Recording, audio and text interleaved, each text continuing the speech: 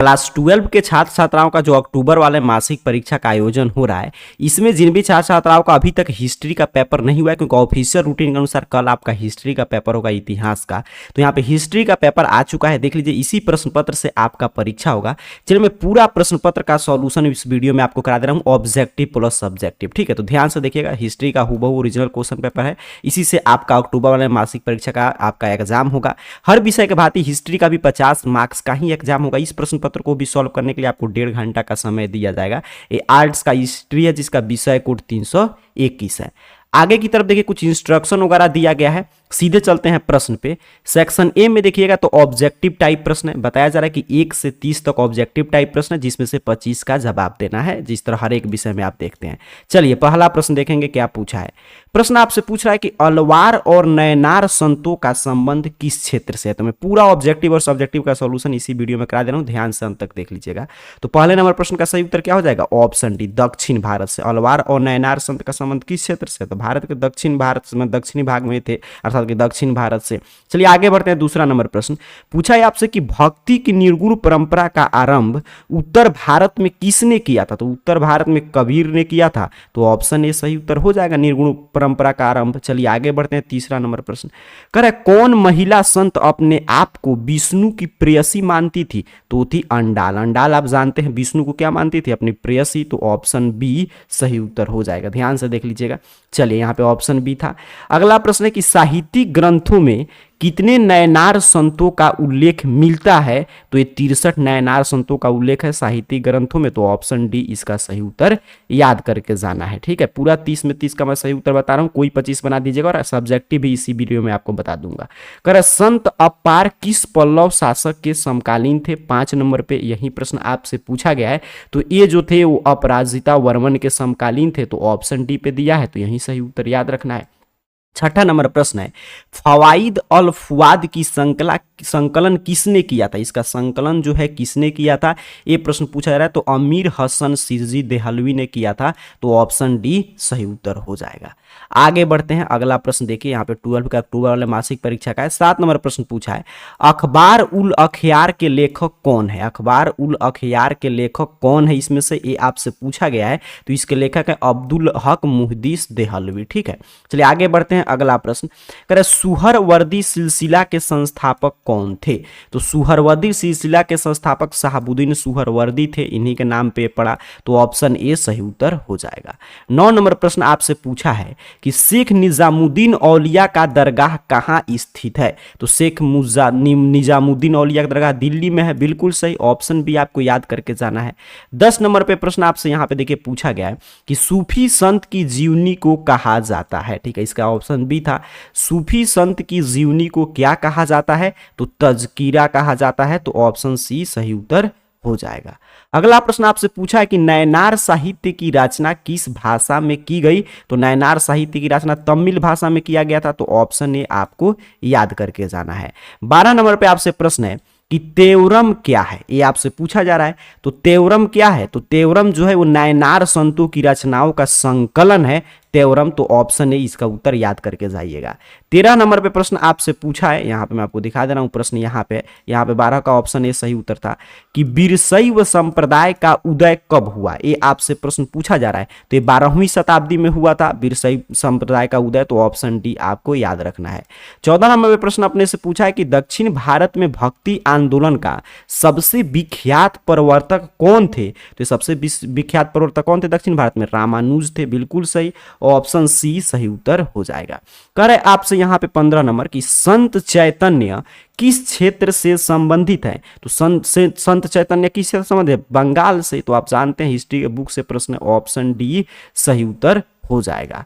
चलिए 16 पे प्रश्न पूछा है कि मुनीस उल अरवाह किसकी जीवनी है। मुनीस उल अरवाह जो है इसमें से किसकी जीवनी है, ये आपसे पूछा जा रहा है। तो शेख मुइनुद्दीन चिश्ती की जीवनी है। तो ऑप्शन बी याद करके जाइएगा।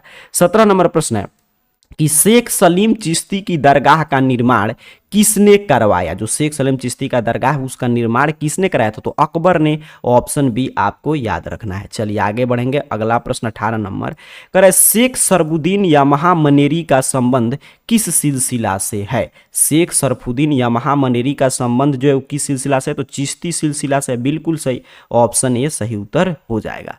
19 नंबर प्रश्न आपसे पूछा है कि कश्फ उल महजूब ग्रंथ के लेखक कौन है। ये प्रश्न पूछा जा रहा है तो इसके लेखक अब्बल हसन अल हुजविरी हैं, तो ऑप्शन डी पे दिया गया, तो यही सही उत्तर याद रखना है।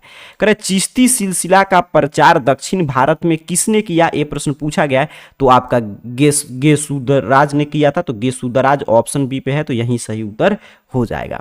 चलिए 21 नंबर प्रश्न देखते हैं, यहाँ पे है कह रहे कि संत कबीर किस दिल्ली सुल्तान के समकालीन थे। तो संत कबीर जो थे वो आपके सिकंदर लोदी के समकालीन थे, तो कहाँ पे दिया है, ऑप्शन डी पे, तो 21 का ऑप्शन डी सही उत्तर हो जाएगा। चलिए 22 नंबर प्रश्न कह रहे नानक का जन्म कहाँ हुआ था, तो आप जानते हैं तलवंडी में हुआ था, तो ऑप्शन बी सही उत्तर है। 23 पे प्रश्न आपसे पूछा है कि गुरु ग्रंथ साहिब का संकलन किसने किया, तो गुरु अर्जुन देव ने, तो काफी आसान प्रश्न है, ऑप्शन बी सही उत्तर हो जाएगा। चलिए आगे बढ़ते हैं। 24 नंबर प्रश्न देखते हैं। कह रहे आपसे कि खालसा पंथ का गठन किसने किया था, तो खालसा पंथ का गठन गुरु गोविंद सिंह ने किया था, तो ऑप्शन डी याद करके जाइए। कह रहे कि असम से 15वीं शताब्दी में वैष्णव मत का प्रचार किस संत ने किया। असम में जो है 15वीं शताब्दी में वैष्णव मत का प्रचार किस संत ने किया था, तो शंकर देव ने किया था ना, तो ऑप्शन डी सही उत्तर हो जाएगा। 26 पे प्रश्न पूछा है कि सियार उल औलिया किसकी रचना है, तो सियार उल जो औलिया है वो अमीर खुसरो की रचना है, तो ऑप्शन बी 26 का याद रखेंगे। ठीक है, मैं पूरा 30 में 30 का सही उत्तर आपको करा रहा हूं। 27 नंबर प्रश्न देखिएगा, 26 का क्या था, ऑप्शन बी। 27 नंबर प्रश्न है कि चिश्ती सिलसिला के संस्थापक कौन थे, तो चिश्ती सिलसिला के संस्थापक कौन थे, शेख मुइनुद्दीन चिश्ती थे, तो ऑप्शन सी सही उत्तर हो जाएगा आपके 27 नंबर प्रश्न का। ठीक है, 28 नंबर प्रश्न देखिए आपसे क्या पूछा है। प्रश्न पूछ रहा है कि मुरक्का ए देहली किसकी रचना है। एक जो है किसकी रचना है, तो एक कुली खां की रचना है, तो ऑप्शन ए सही उत्तर है 28 का। 29वें प्रश्न आपसे पूछा है कि नक्शबंदी सिलसिला के संस्थापक कौन थे, तो नक्शबंदी सिलसिला के संस्थापक कौन थे, तो बहाउद्दीन जकारिया थे, बिल्कुल सही, ऑप्शन डी सही उत्तर हो जाएगा। 30 नंबर प्रश्न है कि शेख सरफुद्दीन यामाहा मनेरी का संबंध तो बिहार से है, कहां पे दिया है, ऑप्शन सी पे, तो ऑप्शन सी सही उत्तर हो जाएगा। तो 30 में 30 का मैं सही उत्तर बता दिया, कोई 25 बना लीजिएगा आप। चलिए मैं सब्जेक्टिव भी इसी वीडियो में आपको दिखा दे रहा हूं। देखिए सब्जेक्टिव में 1 से 10 तक लघु उत्तरीय प्रश्न पूछा गया, 5 का आपको उत्तर देना है। पहले पे प्रश्न है कि 2 निर्गुण संतों के नाम लिखें, कबीर के मुख्य उपदेश क्या थे, सूफी कौन थे, खानकाहा क्या था, कोई 5 में शुरू से ही लिख दिया, कोई भी 5 लिख सकते हैं। चिश्ती सिलसिला के 2 सूफियों के नाम लिखे, कोई 5 ही आपको बनाना है।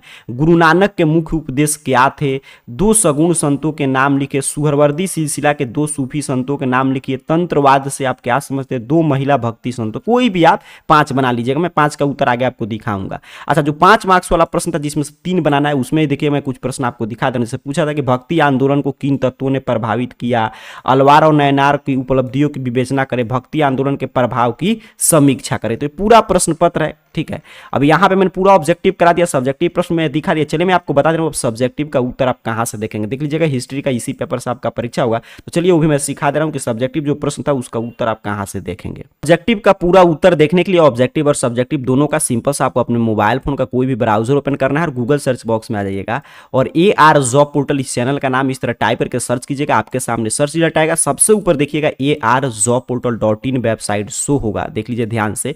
जो स्पेलिंग इस चैनल का नाम है ना, वही गूगल सर्च बॉक्स में आपको सर्च कर देना है।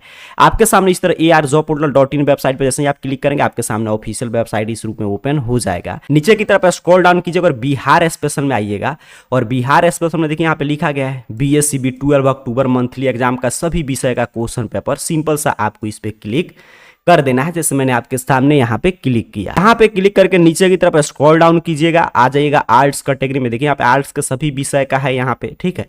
और यहाँ पे हिस्ट्री जहाँ पे लिखा है, यहाँ पे देख लीजिए हिस्ट्री, इसके सामने जो क्लिक हियर बना है इस पे आप क्लिक करेंगे, आपके सामने पूरा हिस्ट्री का ऑब्जेक्टिव और जो सब्जेक्टिव प्रश्न में दिखा रहा था उसका उत्तर आपके सामने ओपन हो जाएगा।